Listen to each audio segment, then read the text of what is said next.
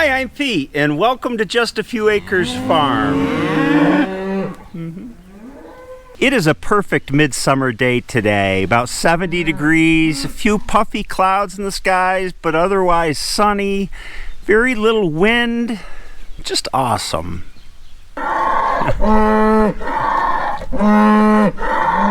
The cows say the forage selection could use some improvement though, especially Patty. Alright, you jokers, let's go. Come on, line them up. Don't lick the camera.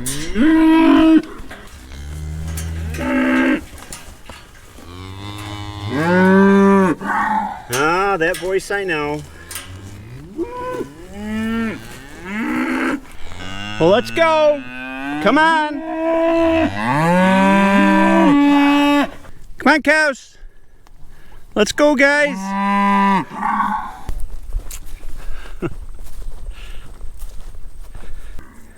You hear that?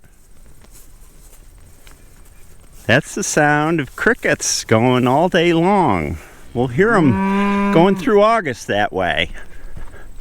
And pretty soon the tree frogs will be starting up with their whine. I love that sound. In we go, guys.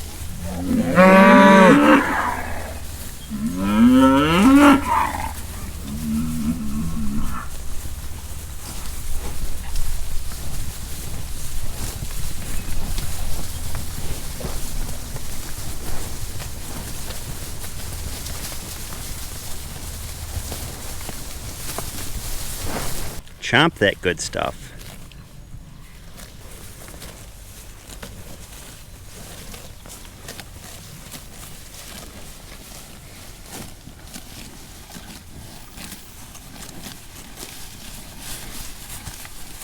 At this time of year, I'm running the cattle on a quick rotation, 5-acre field. They'll be on here for probably 3 days and then move. The rainfall has been steady. I think it's just the heat and the daylight length. The grass tends to slow down a little bit until it gets a little cooler out in mid-August. So we're talking a month here of quick rotations, but the forage they're getting is excellent. I would say it's probably 40% clover and alfalfa. And that's what I like to have them on, protein-rich legumes. The calves are looking good, gaining weight, getting bigger. At this time of year, we have 2 different kinds of pasture on the farm. We've got this that the cows are on, and then we have this. Here's another example of the ladder. I clipped this field 10 days, 2 weeks ago. I showed it in a video and it's coming back great. My philosophy regarding pasture has always been keeping with thinking of pasture as a crop. As Alan Nation coined the term, past editor of the Stockman Grass Farmer. Unfortunately, he's passed, but he taught me a lot. You want to be grazing grass that's between 8 inches tall, and when it just starts to shoot up a seed head, that's called coming out of the boot to send up the stalk. That's when grass is most nutritious and has the most energy for cattle. Anything that's starting to go to seed to me is over mature and it's starting to lose some of its energy availability to the cattle. In contrast, this field is the next in rotation to be clipped, and you see a lot of brown. That's orchard grass and Timothy seed heads. Now when I clip this, it'll restart the whole thing and I'll get a lot more forage production volume out of it rather than just if I just left it sit and let it regrow on its own. That clipping stimulates growth. And we have the best pastures of the fall from mid-August through to December because of that regimen, I think, rather than just leaving them be. All cattle are in the pasture -4. There's this guy, steer who thinks he's a bull, and the red heifer that are going to the butcher in 3 days. We brought them in yesterday. I like to settle them in the pen before we load them up. You guys have been pretty chill compared to the last 2 we took. And there's Orden the bull. Hey, Orden. Hey, buddy. And Titus, who's having a snack. Hey, Titus. You want to scratch too, bud? He likes it at the tail. Usually anytime between mid-July and mid-August is when we sort the herd and place each bull with the cows we want them to breed, but I'm held up this year by the drainage project over here. What I want to do is finish the laterals that go off this way so that I can fence this off and then bring the cattle in here to sort with which cow to which bull.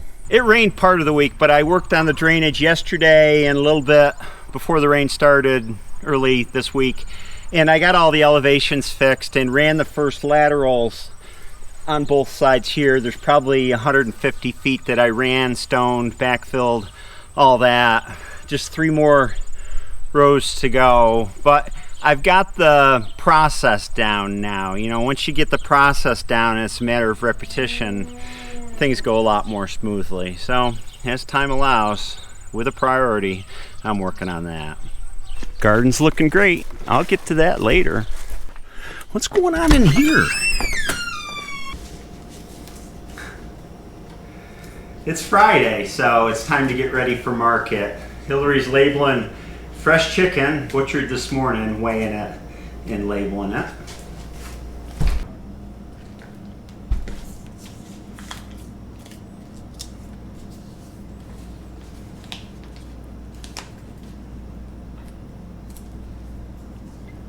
This will all sell at market tomorrow. We sell out every Saturday of chicken.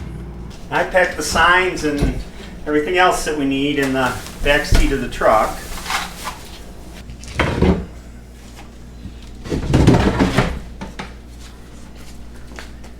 And then it's time to pack the freezers. Both of these freezers I'll bring full of beef.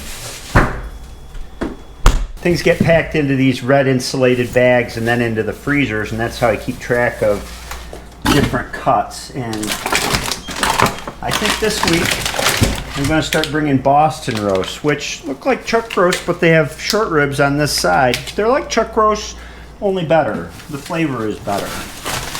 And this is a top round steak, about 1 inch thick. If you remember, I had these cut for the first time. A long time ago, we used to get top round roasts, but then we had this ground into ground beef, and I had an overage ground beef. So I had these made. I cooked a couple last week. I was amazed. I usually think of this as kind of a poor man's steak, but I let it come to room temperature, and then I put it on the grill on indirect heat till it hit about 110 degrees. Then I seared it, a reverse sear, until it hit about 125 or 130 degrees, and let it rest, and it was juicy, tender, delicious. I'd highly recommend these. And if nobody buys them, that's fine too, because we'll just eat them. Ribeyes, T-bone. Look at this monster porterhouse. All that tenderloin. Wow. Chicken's all labeled. Beef is in the market freezers. Tomorrow morning before I go to market, we'll pack the eggs and the fresh chicken into coolers, load it all in the truck, and away I go. Being able to produce something, raise something, bring it to consumer kind of from birth to the end product is a really good feeling. And the next link in that chain are the chicks.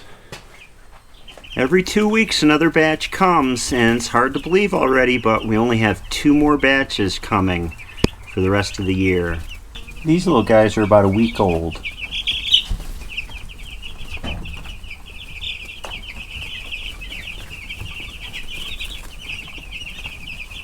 Of course, after they leave the brooder, they come out here into the chicken pasture.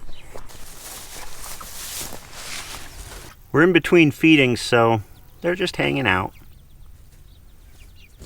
It's kind of like a short pipeline. To the farm, 3 weeks in the brooder, out here till 7 or 8 weeks old, out in the coolers to market, gone. They just keep flowing through.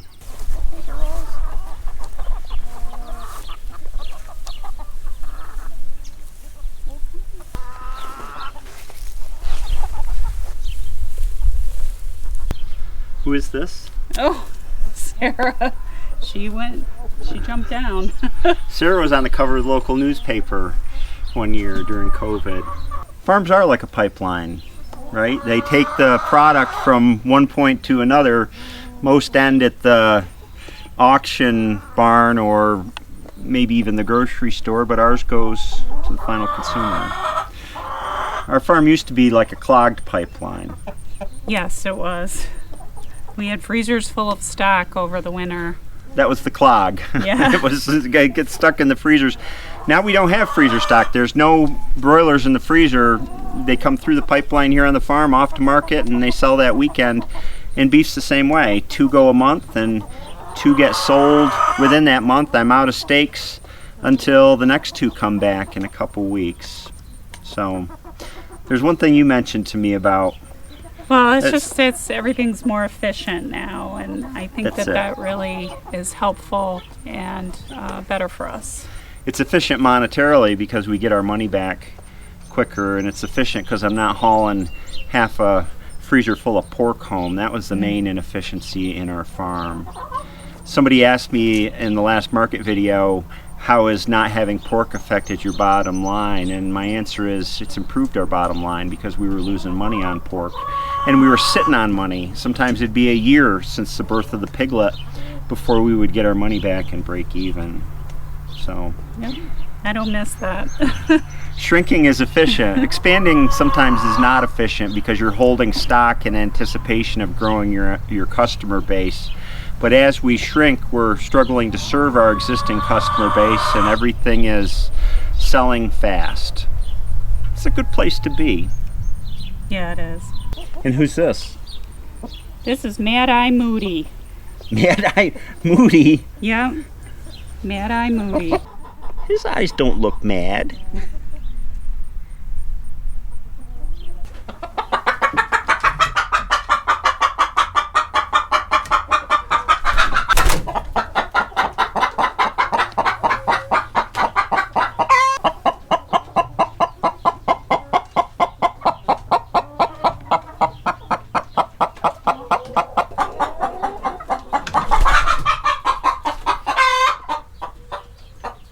That was a good talk. Now for another good talk. How do you make a banana shake?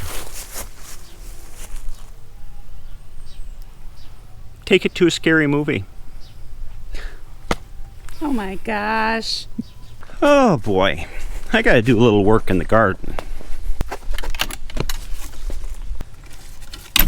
What's growing? The answer is everything. In the garden, I'm the planter and the maintainer, and Hillary is the picker, but I see she missed a big cucumber. We can't keep up with these days. We're pickling them as fast as we can. There's another one.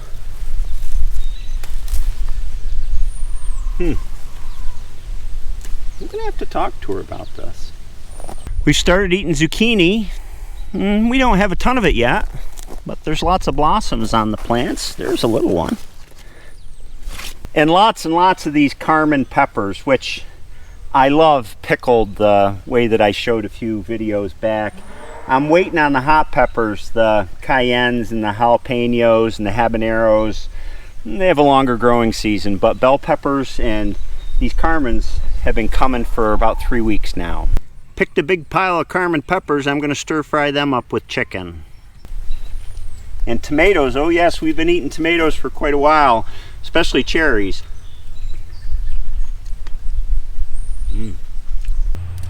The tomatoes are taller than me. They need a good pruning. I don't know if I'm going to get it all done today, but I've fallen behind because I've been busy with other things. And the cucumbers are getting unruly and trying to invade the tomatoes, so we just chop them off. They'll grow more stems.